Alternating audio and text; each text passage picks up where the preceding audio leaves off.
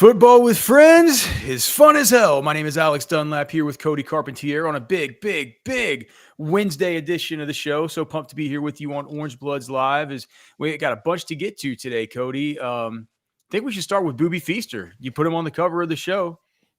Boobie Feaster, baby. This was one that, we've done a couple of Boobie Feaster shows. It feels like the last, 6 months. Well, we do a lot of shows.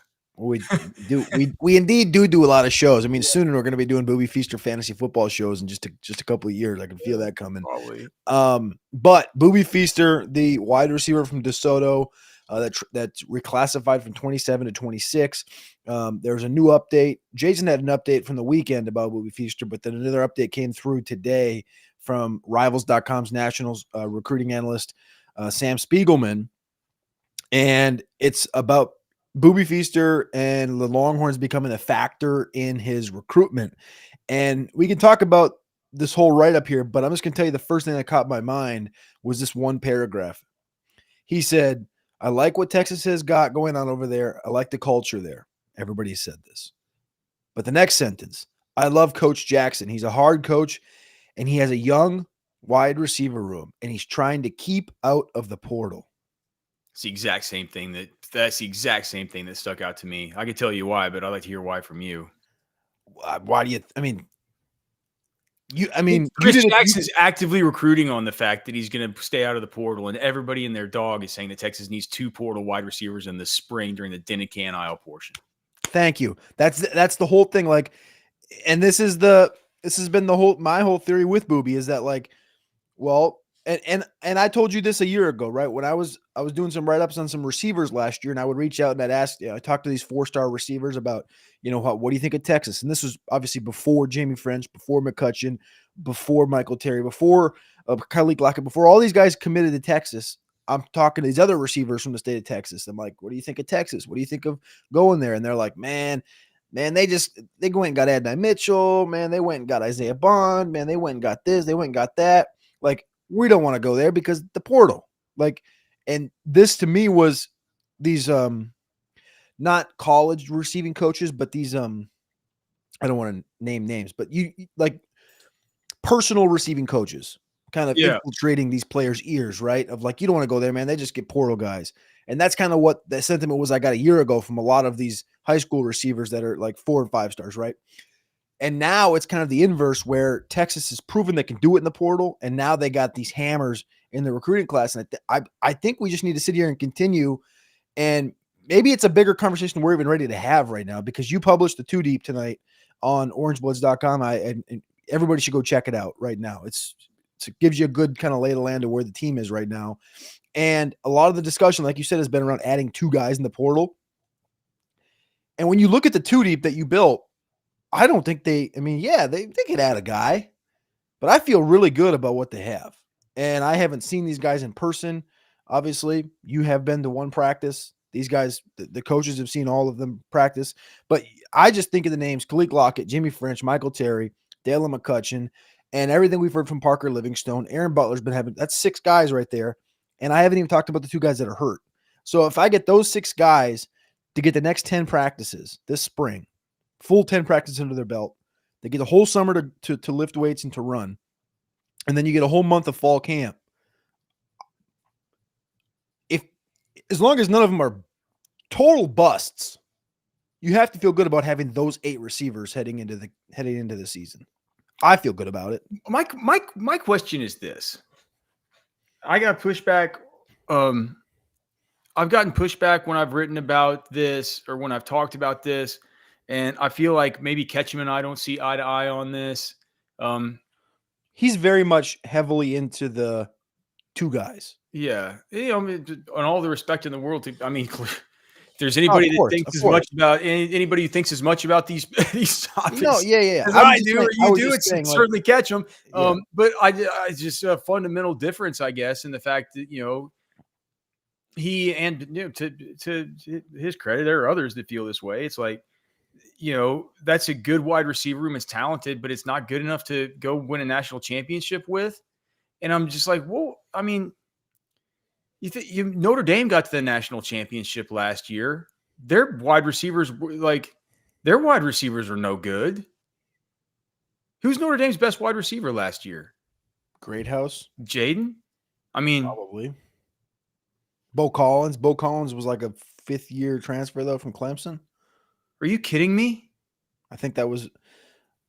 And look, I understand that you say, well, they didn't win it. They didn't win it. It was Emeka Egbuka and Jeremiah Smith and all these guys that were the. But listen, man, like, it's like Georgia's wide receivers stunk last year. Even if you look at the Ohio State receiving core, it's loaded with 5 stars, right? Cardinal Tate, Brandon Inniss, neither of which were hyper prolific for the entirety of the season. Yeah, but they recruit these sick players. You had Emeka Egbuka, who I've told you is the same mold that I think DeAndre Moore is. I think DeAndre Moore is going to be a Emeka Egbuka, Chris Olave type. So if you take those 2 guys, that's a hot take probably right now to even say. If you put those guys on a level playing field, nobody's going to be Jeremiah Smith, but you got 4 5-star darts to throw. And hope that one of them gets close to that. Like, can one of these 4 guys in the next 8 months be a stud? Well, guess what? We already have Ryan Wingo. Oh, snap. Forgot. Like, it's not a, you know what I'm saying? Like, compare the receiving core to Ohio State this year. It sounds stupid to say it, but you're talking about 5-star Lockett, 5-star French, 5-star Terry, 4-star Dylan McCutcheon in the slot that you don't need, you know you're probably not going to have to depend on because DeAndre Moore is going to be there. Wingo, I think didn't Wingo end up as a 5-star? Yeah. I mean, Livingstone on his own. I mean, people forget that. I mean, didn't he end up a 4-star? I think he got moved. Yeah, I think he got moved down. Like they said the last year because he only played a couple of games. Oh well, he got hurt, and people. That's what people forgot about Livingstone. It's like if you go out there and you watch that wide receiver group right now. I mean, you would have to at least have an argument to say that Livingstone looks like the one that's like the leader of the group. You know what I mean? And so it's like, he's going to be good. You mentioned DeAndre Moore, Jamie French, Khalil Lockett, Michael Terry, all of these guys, man. It's like at some point you got to make a decision as a program. And I love hearing that from Boobie Feaster and from Chris Jackson, because all things being equal, if I had my druthers, I would say, I want Texas to do things the way that the Heartline has done, the Mid-Ohio State. Recruit a ton of 5-stars, right? Let them come in and like I mean, Carnell Tate's still on that roster, right? He didn't transfer out, did he? Nope. It feels like every year they got 2 of those guys. And just, 1 year they all of a sudden they're some kind of red shirt sophomore and they've had to wait their time a little bit because they were 5 stars drafted ahead of them. And then they come out and it's just next man up. That's how it's been. Garrett Wilson, Chris Olave, or before them even, Michael Terry McLaurin, right? Garrett Wilson, Chris Olave, Jackson Smith and Jigba, Emeka Egbuka. There's ones that I'm not. There's guys that I'm leaving out. And Texas has things set to where they can be. They can have a similar rate of ascension with these types of players, where you end up just getting these guys that are super studs, and there's some going to play as freshmen. Sure, that like they are this year. Some guys are going to have to play as freshmen. But that's why you go and you pay a bunch of money to the Jamie Frenches of the world. It's at some point you have to make the decision. It's like these teams that are,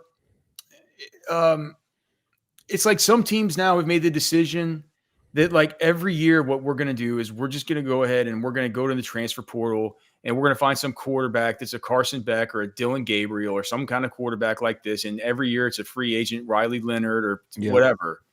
And we're going to recruit guys, but that's going to be our business model. That's going to be our plan. And we're going to give them the $2 million and all the rest of this stuff. Whereas I just assume it's like, you got a good wide receivers coach and Chris Jackson, who knows how long he's going to be here. Like, why not recruit the studs, man? Have them be here for 3 years and get them out. And to hear Chris Jackson say that the portal is something to him, of course, he's going to tell the recruits what the recruits need to hear. But the fact that he even knows that that's something that the recruits want to hear and something that he's going to be kind of held to with the guy with the the level that Boobie Feaster is, to me, it's encouraging because that's the way that I would do it. Ideally, that's the way that I would like to see them do it.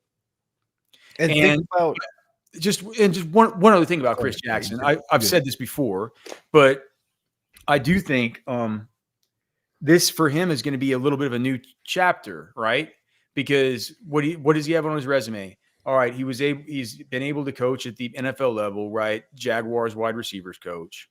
And then he's come into Texas and he's had to inherit guys, and he's inherited guys and he's helped really develop them, right? Whittington, Worthy, Adonai, all these guys, right? He's shown that he can take transfer portal players like Adonai Mitchell, Matthew Golden, to some degree Isaiah Bond, although the more and more I'm hearing about Isaiah Bond from what people are saying behind the scenes, the more and more I'm thinking, and the more and more I'm sort of realizing as I look back at his career at Texas, that guy, people act like replacing Isaiah Bond is some insurmountable obstacle. He wasn't really that good.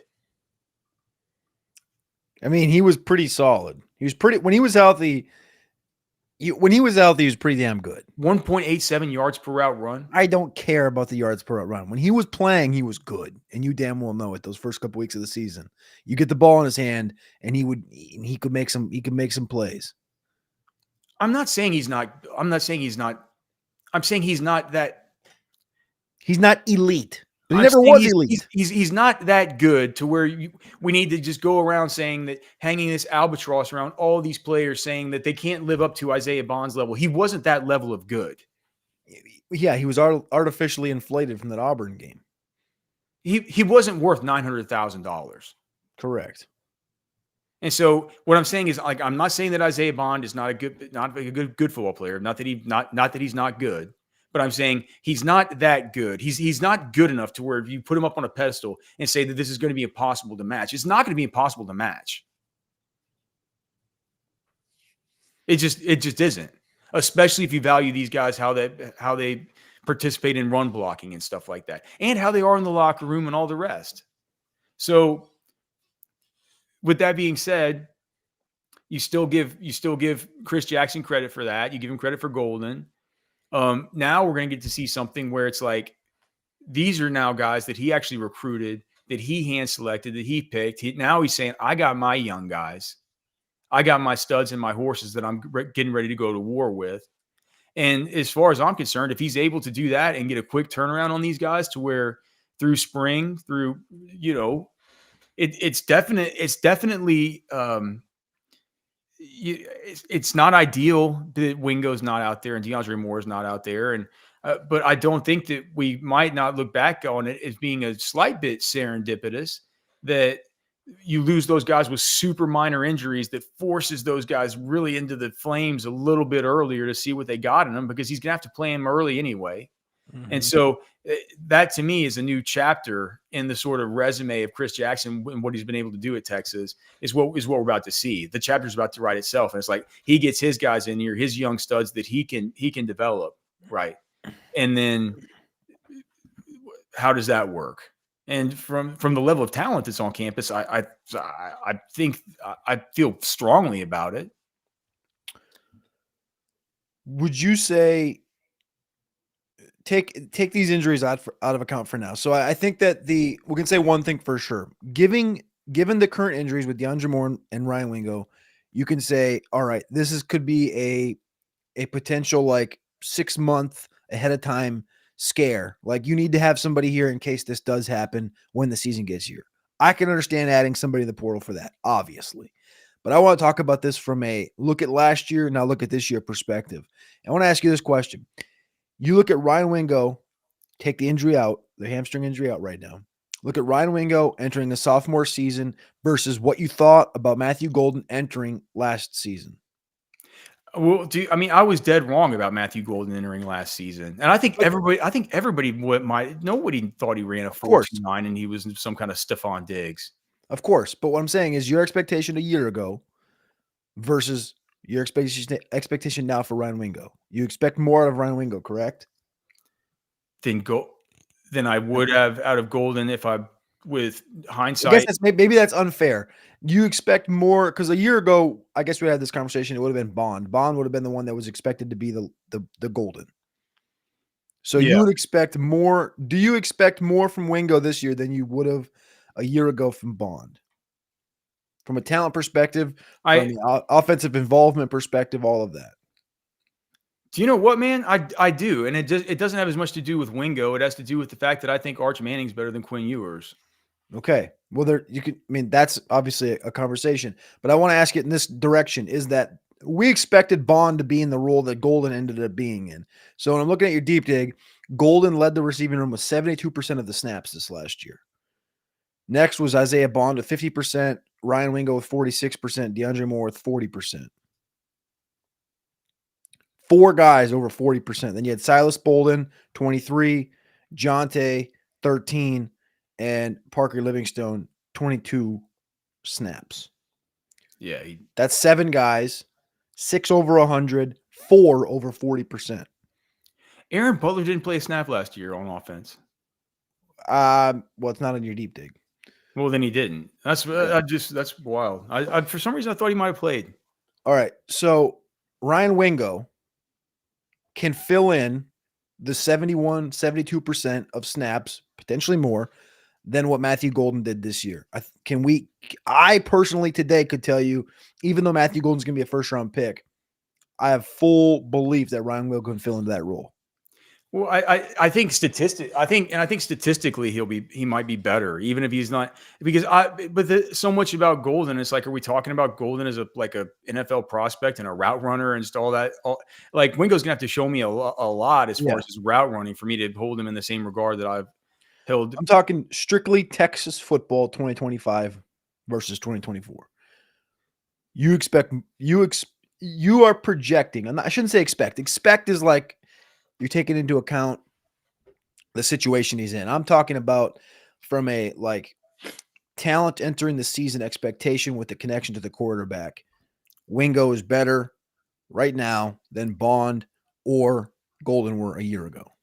Well, can I just only answer that? But so I see JW Crunch in the chat. Thanks to everybody for being here in the chat, man. Love all you guys, dude. Sam, man, we see you here. David Keith Williams, Sailor Joe, Money B, our dude. But JW Crunch said the guy was injured most of the year. Stop it. It's like, well, no, I'm not going to stop it. I'm like I said, I don't want you to hear me say that Isaiah Bond wasn't good. What I'm saying is he wasn't that good. Like he wasn't good, he wasn't good enough for us to go around worrying and drooping our shoulders and saying there's no way that any of these guys can live up to him. Alex, you like the first 5 weeks, he was pretty awesome.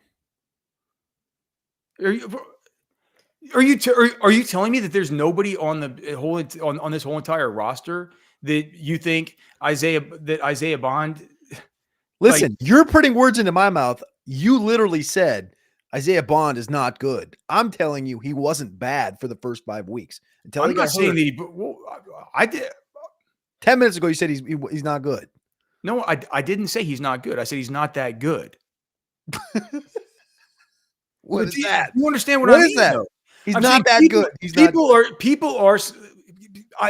This is two parts of what I'm saying. The first part of what I'm saying is people are going around, and I hear it all the time on Orange Bloods and all the rest of this stuff, and say this is not a champ. You can't have this be a championship caliber group with these players because you can't have these guys. It's unfair to say that they can be as good as Isaiah Bond. And what I'm saying is Isaiah Bond is not that good to say that comping one of these guys to him is completely unfair, or that it's impossible, or that he's not even in the same, they're not even in the same tier, or they can't have their range of outcomes can't be similar to Isaiah Bond. It's like he was not that good. He wasn't good enough to carry that level of reverence. Do you disagree with that? I mean, do you look at him as some insurmountable player, some guy that's like, no. There's no way that any of these guys could ever match what Bond. Dude, that's not what I said at all. What I'm saying is I think I full blown. What did I say 2 minutes ago? I said I think he was artificially inflated. His value was artificially inflated from that Auburn game when he played for Alabama. He's a really dynamic football player, period. But we've seen millions, like not millions, we've seen thousands of dynamic players come through college and be dynamic in certain situations, but not be superstar talents at the wide receiver position in college and pro. They're just situationally really high end, Ferraris, but Ferraris break down a lot. So there's that part of the game. God forbid they could ever replace a guy that had 100-yard game at Texas. Dude, fair. But he did it on 5 catches. But here, can I go back to before we move on, can I go back to the receiver room really quickly? And we could put a stick in it. We can do whatever. Wingo, right now, better than Bond or Golden entering last season. I would say so. DeAndre Moore, the opposite player. DeAndre Moore currently going into the season, he was the best leader last year going into the room, I would say, because he was in the room the year before. Obviously, Golden and Silas were there. You expect Moore to take a step up from himself. Aaron Butler, can he play a Silas Bolden role? Which was 192 snaps, 23% of snaps. Yeah. I'm asking you that. Okay. Yeah, of course. All right. So then if you say Michael Terry, can Michael Terry potentially play the Ryan Wingo role from last year, potentially? I would say that's most likely to be Parker. Yeah. I mean, right now I'd say that's Parker. But here, I think I don't know, man. I think it's going to be more like, I think that this group is more like, do you have the deep dig from 2023 or no, 2022? I don't have 2022. I just have 23 and 24. What I'm trying to do is I'm trying to part this thing together and say Wingo, Golden, Moore, Bond, Livingstone playing in the Wingo role last year, 46%. Aaron Butler in the Silas Bolden role. All right. Then we have 3 more roles. The DeAndre Moore role of 41%. Which is slot, which will be DeAndre Moore. Well, yeah. But I'm saying of the top 4 guys in leadership and pecking order. Right. You have Golden, Bond, Wingo, Moore. And this year you have Wingo, Moore, Livingstone. And you just need one of those 4 guys to play a 40% role. A 45% role. Right, but I'm not exactly following the logic because DeAndre Moore is always going to be a 41% guy because there's not going to be a backup slot. You don't think they'll play him more snaps because he's grown as a player? Well, how many snaps did Whittington have in 23? 2023. Yeah. You're gonna have to give me a second to pull it up because I'm curious. Like, I'm curious though. Like, what does that have to do with it? Is it just Whittington played 52% of the snaps in 2023? Okay, so you already have it pulled up. What I'm saying is, I'm just using the percentage as a threshold. I think Moore's going to play more than 40% of the snaps. I understand, but with the slot, it's just a matter of how much they're going to play 12 personnel. I understand that. It has nothing to do with what I'm saying, but I 100% understand what you're saying. Moore ran 40% last year, majority of it in the slot. I 100% agree. Whittington ran 52% the year before, majority of it in the slot. I'm just saying the role is going to grow for Moore. He's going to just play more snaps in the slot on the football field. More so what I'm talking about is finding 4 guys that can play 40% or more of the snaps. You have 3 guys, 2 of which did it last year in Moore and Wingo. Livingstone, you've stamped, you've said day after day after day after day, you hear positive things from at camp. This guy's 6'4", he's 215 pounds, he runs hellaciously fast, he's catching balls everywhere. We have to expect Livingstone to take a part in this. And I think that's maybe where the people that are in disbelief of this receiving core, they just maybe wait. Livingstone's part of that. They're not kind of accounting for it. If you can have Livingstone in a Wingo role, it makes the view of this room much better where you can say, all right, Wingo, Moore, Livingstone. I need 1 of my 4 freshmen, 3, because McCutcheon's going to be the slot guy. You need 1 of French, Lockett, or Terry to take on about 40% of the snaps and give you about 340 snaps during the year and give you like basically a Wingo type of output, like that type of a thing. You need 1 of those 3 guys. And you have to believe, and I have to believe, that Chris Jackson's going to have them prepared to do so. And then you also have the two other guys that you're just saying, well, they're probably not going to play at all, because you look at like the snaps that Jonte Cook played, 109, 13%, Silas Bolden, 23%, Parker Livingstone, 2%. Like, I understand they're probably not going to go, hey, we're going to play all 8 of these guys all year. But if they're maturing at the rate that they're supposed to be, and you have Aaron Butler in that rotation as well, and I just think that you add another guy to this room, it's going to become messy. I think you just continue to trust Chris Jackson, trust this offense, trust Arch Manning, and let the youth come to fruition. Let this thing just happen in week 8, where it's like, one of these guys might hit in the fall camp. One of these guys might hit in week 6. And who knows, maybe one of them catches on, week 10, 11 as you're going into the playoffs. And all of a sudden you got Michael Terry becoming an Adonis in week 12, right?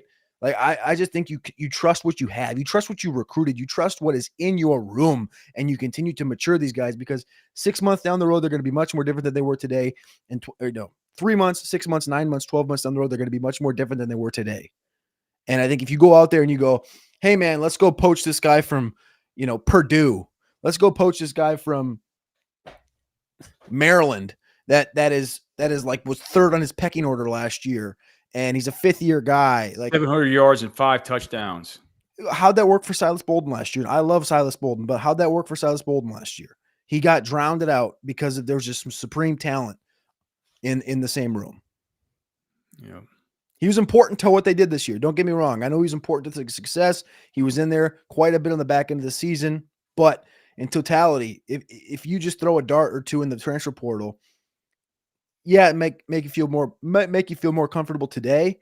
But what will it do to these freshmen and their maturation process? And what will it do to even the recruiting, like we're talking about with Boobie Feaster, who his mentals is completely switched because Chris Jackson said he's not going to go into the portal very much. Yeah. Look, it's a super solid plan, thinking about the future, thinking about having this forward looking thing is the same thing about what you put into your body. You got to think about the future. That's why I go to Texas Beef Traders. Not only does Texas Beef Traders, support sustainable ranches where these herds, they have no antibiotics, no vaccines, no weird shots, no cockamamie steroids, nothing that's shot into these animals. All of these farms at Texas Beef Traders that they use, it's just 3 farms: Texas Piedmontese, Iron Table Wagyu, and MTX out of Mason. They're all within 100 miles of the shop. It's right there in the heart of Lakeway, Loman's Crossing and 620, right there by the HEB. Simple as can be to find. They're open every day from 11 a.m. to 8 p.m. And you get 10% off when you tell them that you heard about them here on Football with Friends. And let me just tell you, I would highly recommend going in there maybe after work. Tell Darren, just go in there. Just tell Darren, say, Alex and Cody told me to give me the Darren treatment. And just see what happes. I've never ask Money be in the chat. I've never seen anybody go in there and decide like, no, man, this total Texas Beef Traders thing just isn't for me. That's not going to happen. It's a magical place. It's a wonderful place. The beef is delicious. Cody, can you believe that my kids this week, in church, they learned, about. I guess we're in Lent right now, and I don't really give things up for Lent. You know what I mean? I do, like, I serve at church. I do all this stuff, right? But I hate giving things up. I'm like, if I need to give something up, I'll just give it up because that's what's right for me. But they learned a little lesson in church, and they're like, hey, about giving stuff up. And my kids were like, hey, Dad, I'll bet you couldn't give up meat for a week. And I was like, yeah, it'd be pretty tough, And my son, he's a big meat guy, just like me, right?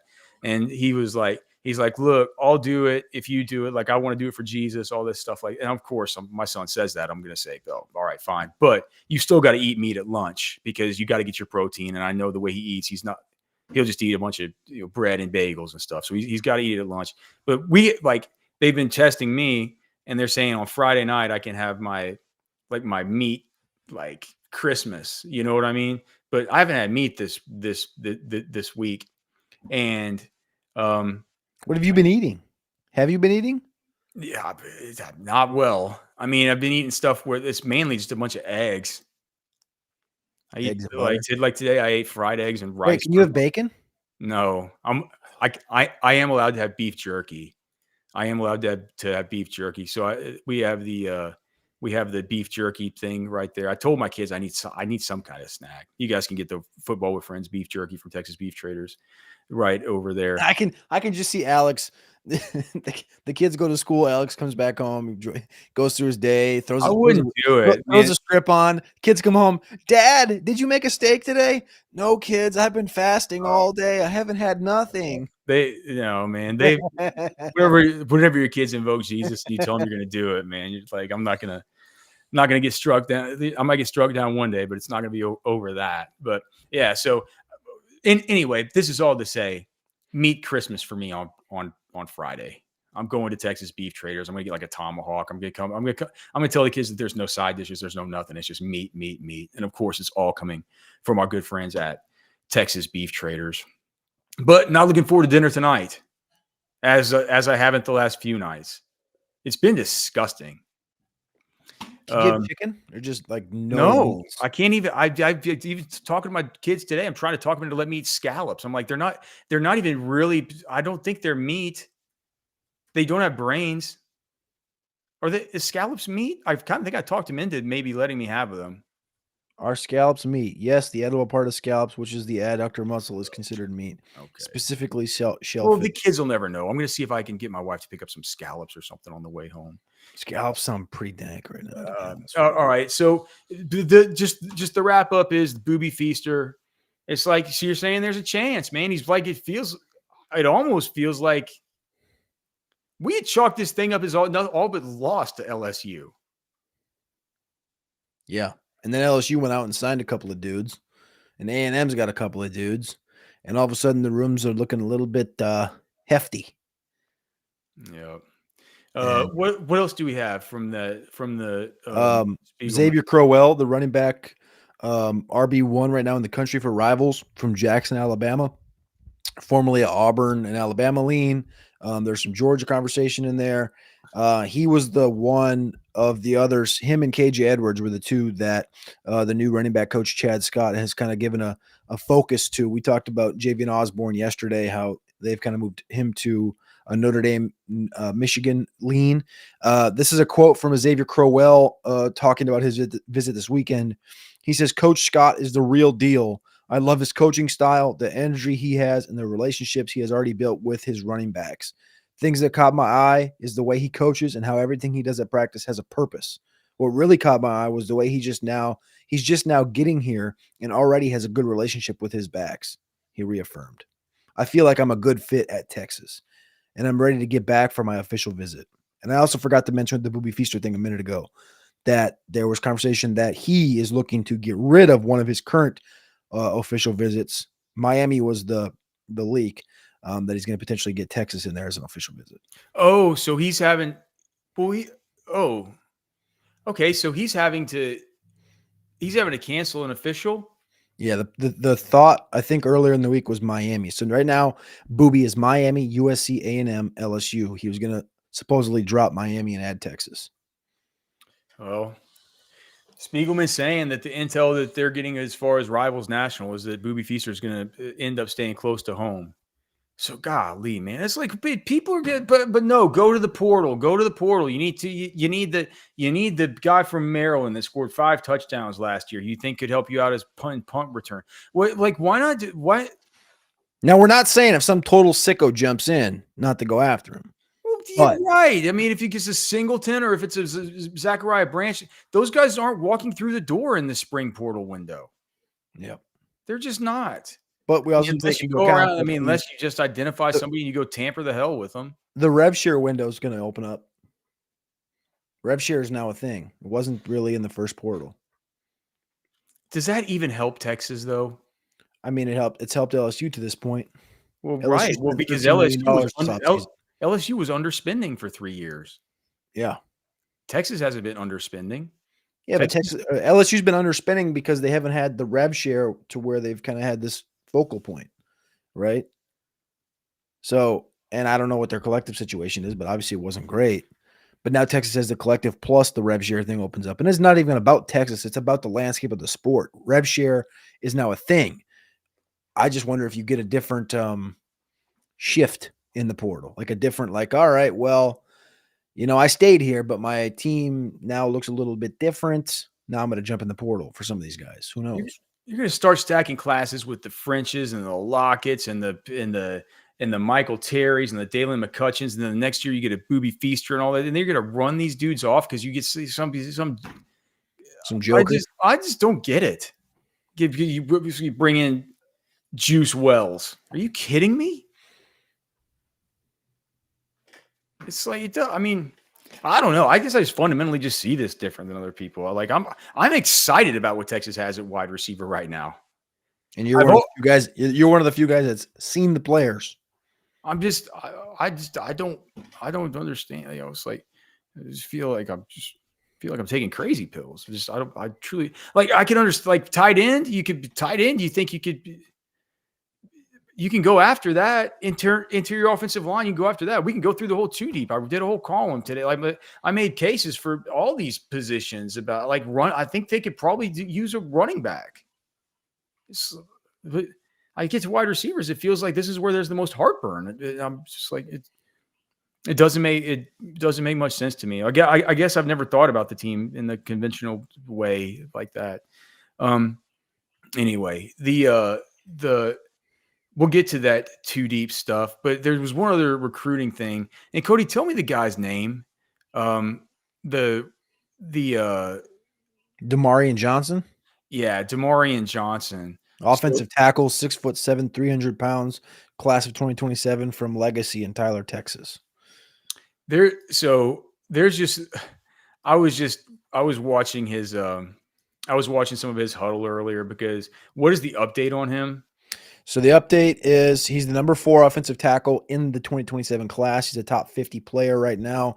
He made his second visit to Texas since January when he collected an offer from Kyle Flood.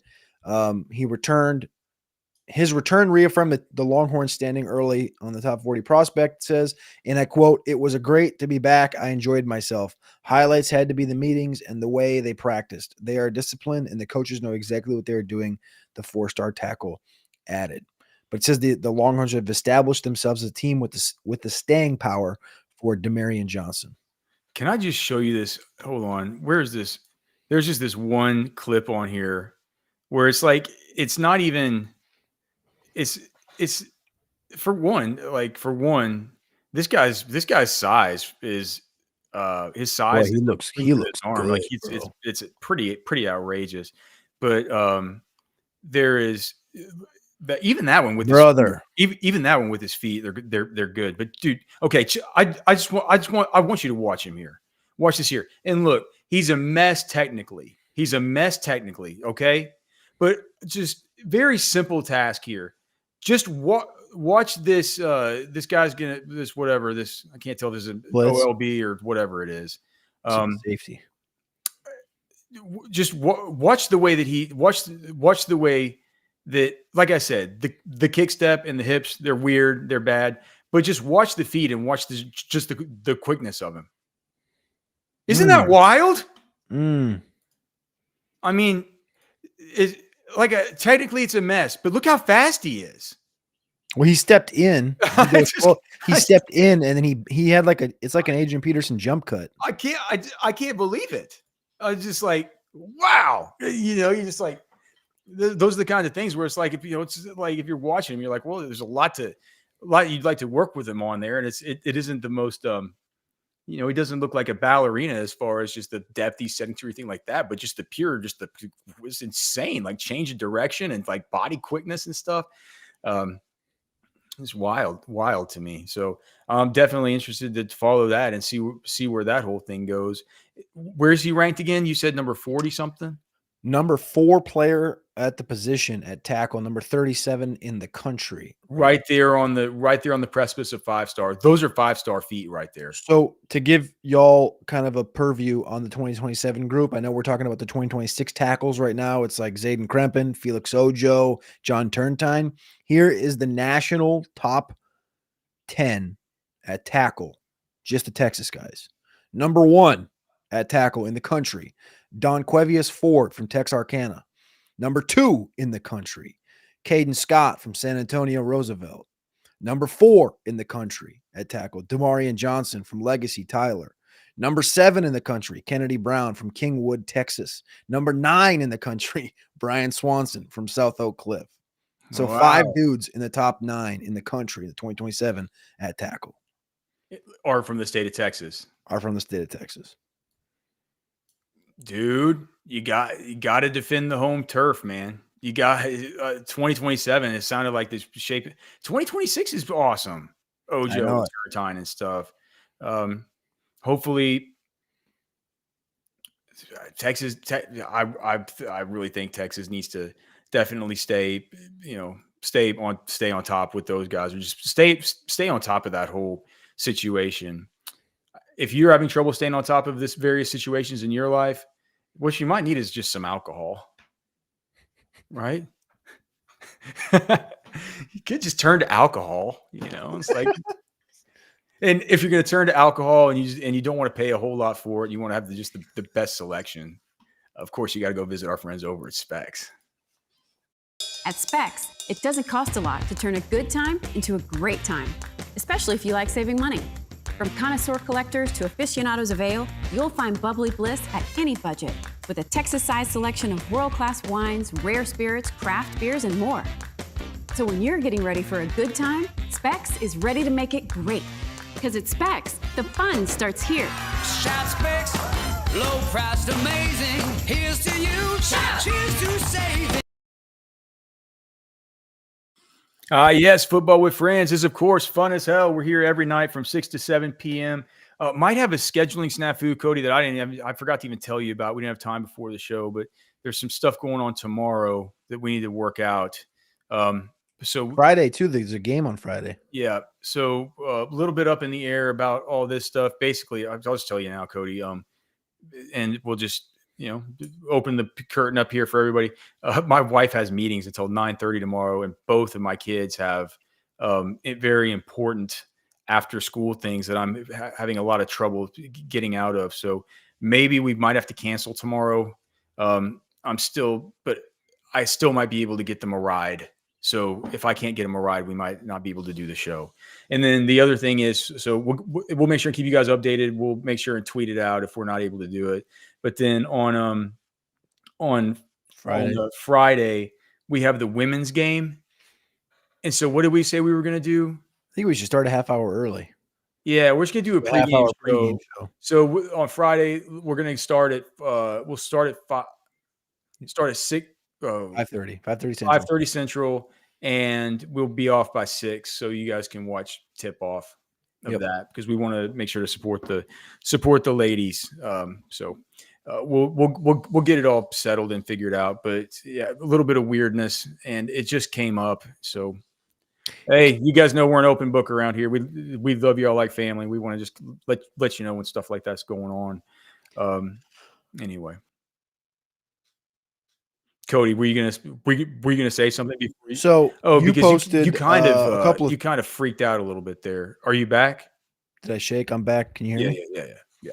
I was just gonna say, you posted up on Orange Blood some nuggets yesterday or Monday, and then today you put up a 2 deep for the kind of a spring update post 5 days of practice. I just had one question, and it was about the offensive line.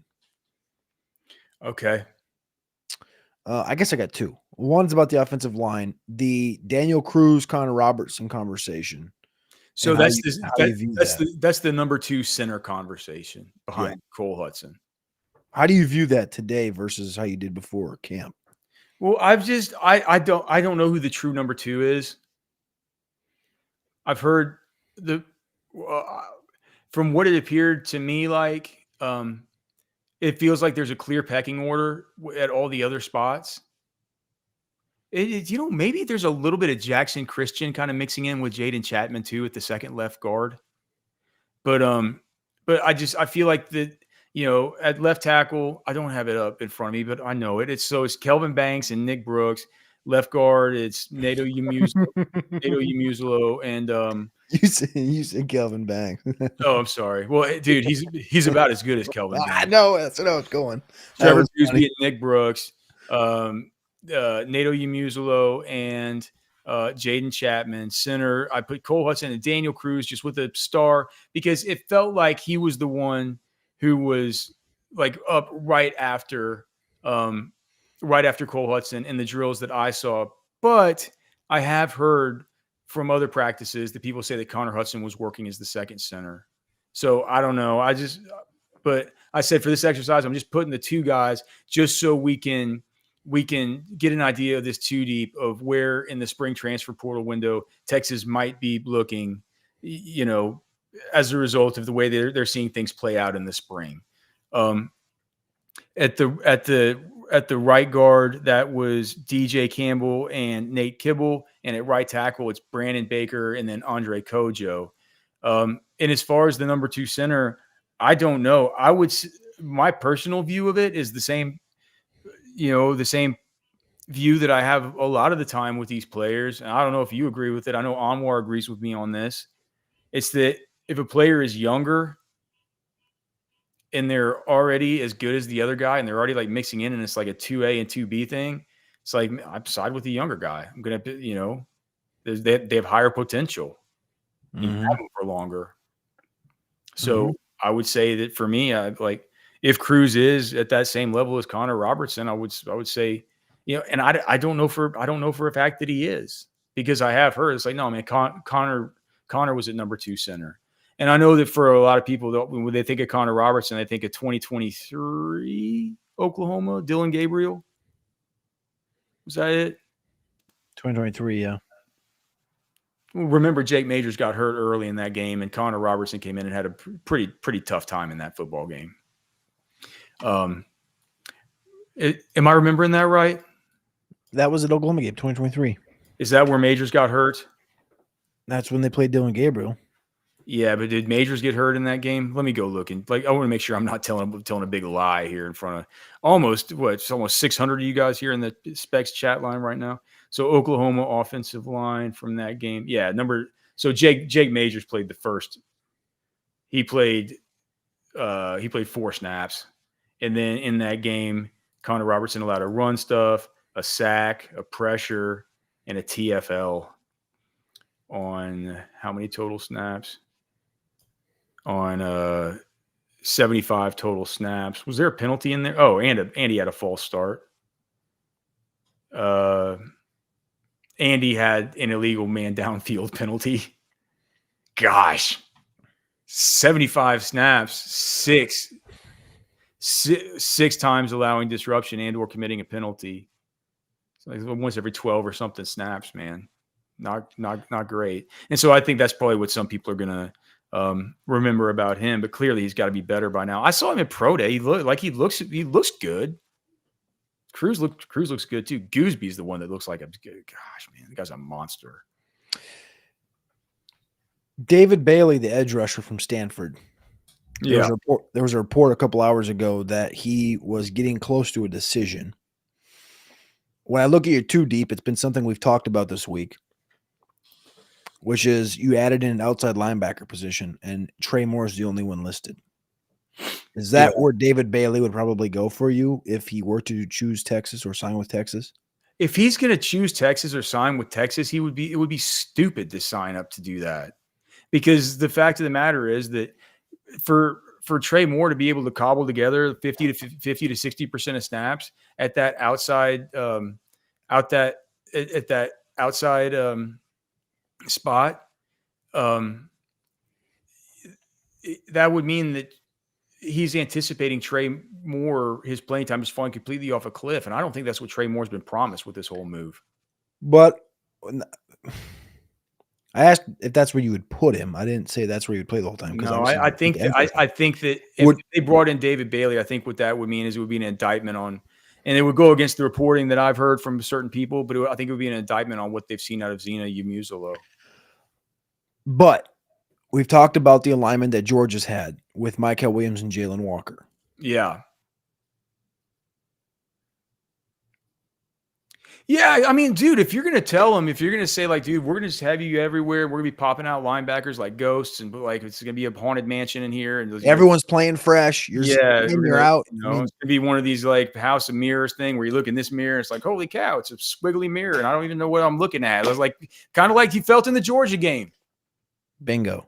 A million miles an hour. You got think about all the names that you just listed off, or that I can list off that you could have coming off your edge at any given time. And I'm not going to say Justice Terry, Lance Jackson because they're freshmen, but think about the maniacal edge rushing that you can get from a Trey Moore, a Colin Simmons, an Ant Hill, and potentially David Bailey. Those 4 guys, without even listing anything else on the depth, like that is without a doubt the best edge rushing room in the country.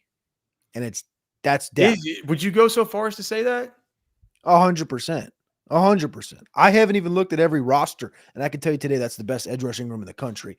Just those 4 guys. Simmons, Hill, like edge rushing abilities.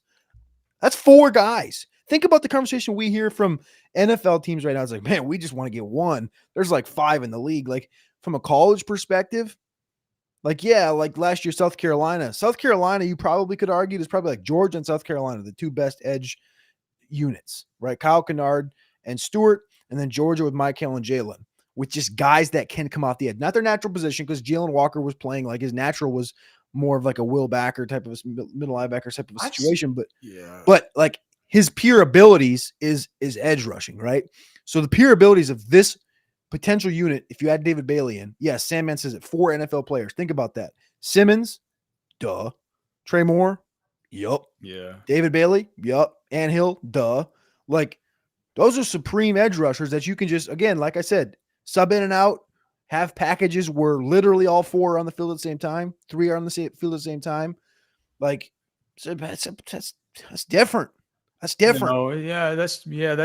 That's true. But I think that's what you would have to sell them on, is you just have to say like, dude, we're gonna create havoc in the SEC, man, and you're gonna play, and you're gonna get drafted, and you're not gonna get drafted in the last round. Yeah. No, I get it. No, it makes sense. I do think if you had like, is my way of thinking about things in my mind, it might be hard if I would go in there with a spreadsheet and I'd be like, all right, so how many times did you even really use 3 linebackers last year? I'm looking at it's like here. So are you going to be doing it more? How is this going to work? Because you're moving Trey to that OLB. Like, are we, I think it would be a harder pitch to somebody like me. They would really have to explain exactly what they're planning on doing if I was making the decision for my millions of bucks or whatever. But I think just for your average player, and you know what, it's probably a wiser thing for these guys to say, like, you know what, I trust these coaches. They're saying they're going to get me on the field. They're not going to pay me all this NIL money to bring me in and not play me. How many guys have Texas paid a bunch of NIL to not play as far as transfers? Doesn't feel like there's been that many. Nyblack, maybe. Yeah, Nyblack. He probably didn't pay that much though. It was funny what Sandman said earlier. Nyblack want to come back. They could probably use old Nyblack right about now. Man, we still have all the, like, I wanted to ask you about Carson Beck and all this stuff and go over the rest of this 2D, but we're about out of time, Cody. Anything else you wanted to get in here before we say goodbye to these almost 700 great people watching live?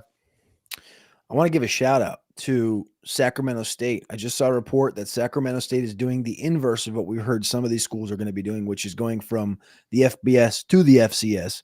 Paperwork has been filed from Sacramento State to go from the FCS to the FBS. So I can't believe I've already forgotten who is their coach again. Is it Brennan Marion? Yes, it's Brennan Marion, and they just signed. Get this, their basketball coach. You probably remember this name, Mike Bibby. Oh yeah, Bibby. I don't know how I do, but wasn't he a New York Knick? He was a Sacramento King. Okay, that was where I mainly watched him. He was in Sacramento with Chris Webber and Peja Stojakovic in in the early 2000s. But anyway, shout out to Sac State doing the inverse of what schools are like Florida International and stuff are rumored to be doing. All right. Well, ending on a basketball note. Football note. Sac State FBS football note. Well, we technically ended on Mike Bibby and Chris Webber. and Peja Stojakovic. How did his name get into Football with Friends? Now, you can email us, fwfemails@gmail.com. You can find us on X, at Alex Dunlap NFL, at Cody Carpentier. Thanks so much to everybody for being here. We're here every night. We'll let you know about tomorrow night. It might be something weird. And then Friday, though, we know for sure, 5:30 p.m., and we'll get you ready for the women's hoops game. Just 4 things, man. We haven't asked you all show. We like to get in, get out, talk football, man. We're very respectful of your time. If you could please like the show, it means a ton. Just click the like button below. It takes you guys like 2 seconds to do it, but it really helps us out a ton. Subscribe to the channel. That helps almost more than anything. And then mostly, look, if you know somebody that might like the show, just letting them know. I know, like, I really think, like, whenever I find something that I think my friends would like, I like to send it to them. Like, maybe they'll really think that it's cool that you've thought about them. You're like, hey man, you might like these guys. I dig them. Check them out. So if you could send them the show, and then of course, if you don't want to do that, or maybe somebody sent you the show, thank you for being here. If you like it, just come back tomorrow, okay? Or Friday if we can't make it tomorrow. That's it. Love you guys, man. God bless all y'all. For Cody, I'm Alex. We're done.